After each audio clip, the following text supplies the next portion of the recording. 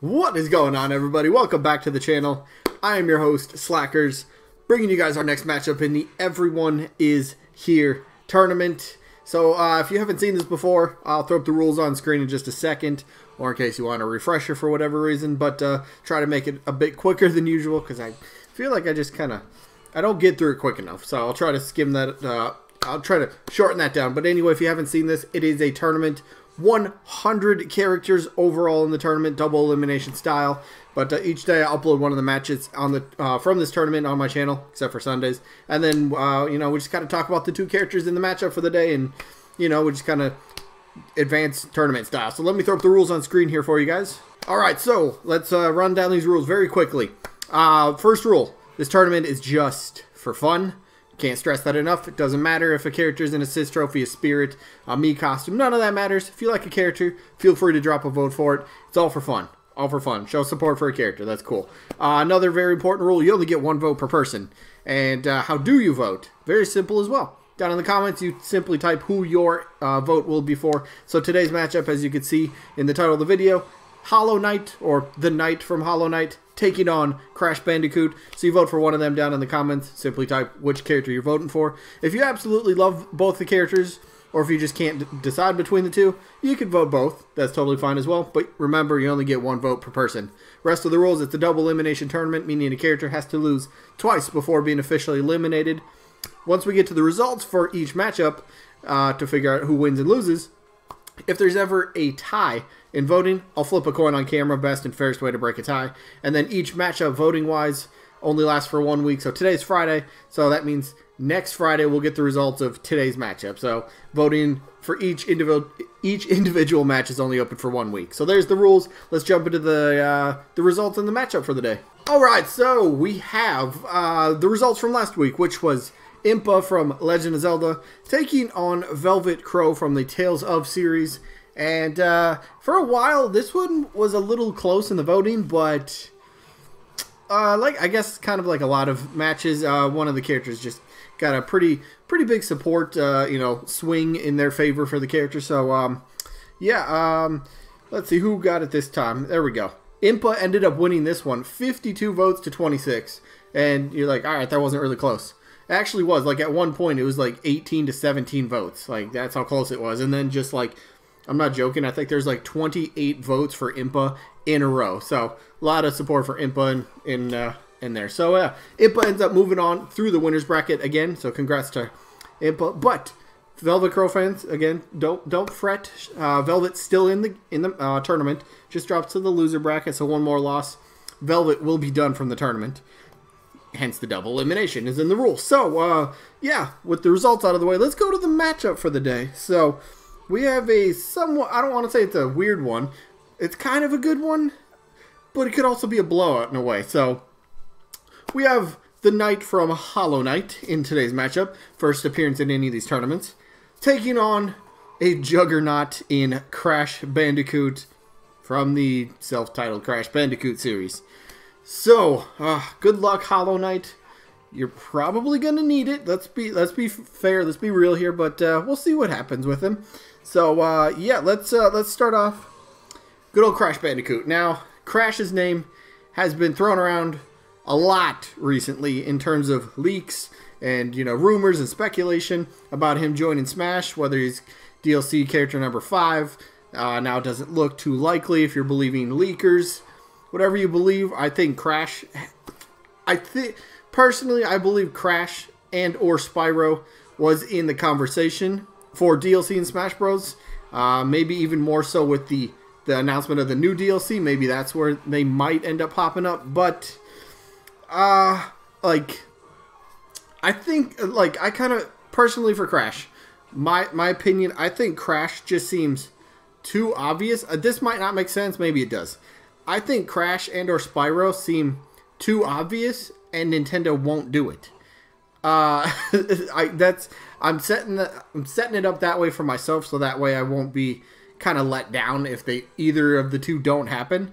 So I don't know why. It's just a weird feeling I get with what Nintendo looking at Activision, looking at Crash and Spyro. I'm not saying it has anything to do with the recent Activision Blizzard thing and all that. So it has nothing to do with that. This is like a feeling that I've kind of had for quite a while. At least what I kind of... It's just the way I see Nintendo. I don't know if it's going back to... all right, PlayStation and Nintendo, you know, they've always been rivals. They've had their history with each other. Crash was pretty much... He was lined up to kind of take Mario's spot atop the, you know, gaming universe and the gaming world. Didn't really happen, but it was a really cool rivalry to see. And then Crash just kind of fell from the top of the mountain and kind of lay dormant down there, just kind of not doing anything for a while. Popped up in Skylanders, I think, here or in there once in a while. Really not doing much. And then the Crash Bandicoot, obviously we all know the story by now. We got the Insane Trilogy, and then we got the Crash Team, Nitro Fuel Team Racing. What, I can never remember the one that just came out this past summer. So Crash is back with gamers. Lots of people that never got to experience them, that's what's great about it. Lots of people that didn't get to experience are now getting Crash for the first time. Which, look, this for the people that for the people that didn't really get to grow up in like the 90s and like the early 2000s at like the peak of when Crash was really Crash Bandicoot, and that's what gamers were talking about. Like, this character was like everywhere. Sony was making so many funny, awesome commercials about this guy. They had a guy dress up in a Crash Bandicoot outfit, and he'd go to like Nintendo headquarters and, "Hey plumber boy," he'd like be yelling through a megaphone, which was awesome. Like, "Hey plumber boy, your nightmare's here." I forget the actual quote, but it was just really fun to see, and it was something that gaming fans always kind of wanted to see. Mario versus Crash, and now Smash Bros has the chance to, you know, deliver that to us with potentially Crash being a DLC character in Smash Bros. Highly requested, extremely popular. Moveset is easy. Cartoonish style fits right in very well with the, you know, the overall tone of Smash Bros. The style. He's got a crazy, quirky personality. He's a fan favorite character. People want to see him. Will it happen? I'm not going to be surprised if it doesn't, honestly. Crash is still one of my most requested characters I want to see. I could probably even say he's one of the very few characters that I think I need to see in order for me to personally feel like the roster is ultimate and it's complete. There's only just a small handful of characters, but yeah, Crash, I mean, like, there's no arguing that you can't argue. I don't think you can really argue against him, honestly. Yeah, sure, he's still got his PlayStation ties, but remember, he's not a PlayStation character. He's not a Sony character. Activision owns him. Now, yes, some people do feel strongly about the recent Activision Blizzard, the whole situation. That's fine. I'm not going to argue anything like that. But yeah, maybe Nintendo. Like, keep in mind, DLC-wise, Nintendo had already chosen this new batch of DLC before this Activision thing came along. So, hypothetically, if Nintendo got the rights to, say, Crash Bandicoot, for example, and then this Activision Blizzard situation kind of just happens, I don't think Nintendo would kind of go back on the deal. I mean, like, they already secured the rights. I think they would still use them. I think maybe they might wait for the situation to die down a little bit. I'm not hearing too much talk about it as much as I did about a week ago. So maybe they could be waiting for a different time to announce it. And who knows, they could shuffle around some announcements and whatever it might be. But yeah, Crash makes a ton of sense. But we'll see what happens one day. Maybe he gets in. Maybe he doesn't. But let's talk Hollow Knight. Hollow Knight's a little fun little guy here. His game, his character-wise, he's, man, first of all, he would be an indie rep, and I think that's a big thing. Kind of, I don't know if that's a big point. I can't even say that's like a point in favor, because, again, just my personal opinion, I don't think Nintendo's too high on having an indie character be playable. At least not right now. I think they're warming up to the idea. I mean, we did get Shovel Knight as an assist trophy. We have Shantae as a spirit. Sans as a Mii costume. That was a very big announcement. A lot of people were very stoked about that. A lot of people, from what I hear, bought that. I don't have actual numbers. So, I believe Nintendo is warming up to the idea of potentially having an indie character be playable in Smash. Now you can make a case for several. And in terms of Hollow Knight, I think he's in the consideration. He's in the topic. He's going to get discussed, I think. I believe wasn't it Hollow Knight? It was one of, like, a Nintendo post. They posted like overall, like, the best selling, like, indie games, I think it was. This was a while ago. And Hollow Knight, the game, was actually up towards, like, the top of the list for the best selling. I think it was for the month. I don't remember which month. I wish I would have had that link up, but it sold very well on the Switch. Nintendo seemed happy. I mean, this is kind of a character that's been kind of very slowly but steadily gaining a little bit of traction, a little bit here and there. So it's maybe a character to look out for. Again, my personal view on indie characters, I think it much more likely to happen next Smash game. I don't think we're getting an indie fighter this game. I would love it if it happened, you know?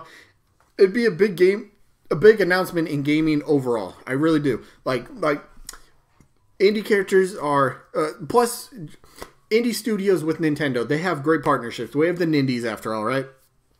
And Nintendo, they partner well with them. They give them their own showcase, their own spotlight, their own Nindies Direct, and it's just a really cool thing from Nintendo to do to help out these smaller studios to get some more eyes on the product, to get more fans for that character. And then maybe if, I don't know, Nintendo is really high on a certain indie character, then maybe they give them a chance. And I think that's kind of what happened with Shovel Knight and Shantae.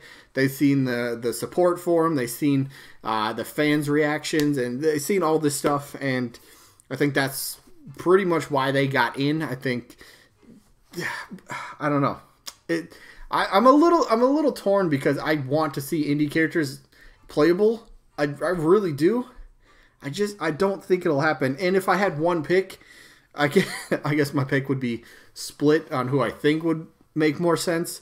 It's actually kind of a three-way tie now because originally I would have said Shovel Knight guaranteed would be the first indie character. But Shantae has really swung my thoughts on her, the support for her, everything. The fan base is very vocal, and you're going to need that from your fan base to show Smash Bros, to show Nintendo that, hey, we want our character in, and we will back her, we will back him, we will back whoever it is we want to see them in, we'll buy it. And then, of course, we just had the Sans Mii costume. Again, money's going to speak to a company like Nintendo. So Sans DLC, the Mii costume, if that's sold, you know, well above expectations, I think he's gonna get re-looked at a future game. So I'm not really making too much of a case for Hollow Knight. I guess I'm just making a case for indie characters in general. So while I want it to happen, I truly feel no indie characters are going to be playable in Smash Ultimate. Next Smash game, I think there's a good chance, though. Next Smash game. But for this one, it's not even the feeling that I don't think we're getting an indie character. It's just I've wanted Crash for a very long time. I mean, come on. Mario vs. Crash, enough said, take my money. I'll buy it 5 times over, right? I already have the Fighter Pass. I'll buy it many more times. Of course, I couldn't, but you get it. I want Crash. He's at the very tippity top of the list of characters that I feel that I need to see to make the roster feel ultimate. So that is going to be it for this one. Let me know who you guys are voting for down in the comments. Either the Knight from Hollow Knight or Crash Bandicoot, or both. Totally fine. But that is going to be it for this one. So, little sneak peek for tomorrow. Looks like we have Cosmos from the Xenosaga series taking on my number one pick, Waluigi. So that'll be tomorrow's matchup. I'm looking forward to that. But we'll see what happens with that, and then we'll get the results for who's tomorrow. Ooh, that was a good matchup. Scorpion from Mortal Kombat taking on Steve from Minecraft. So we'll see who wins that. But that's tomorrow, and today's today. Today's wrapping up. I hope you guys enjoyed as always, and hopefully we catch you guys on the next one. Peace out, everybody.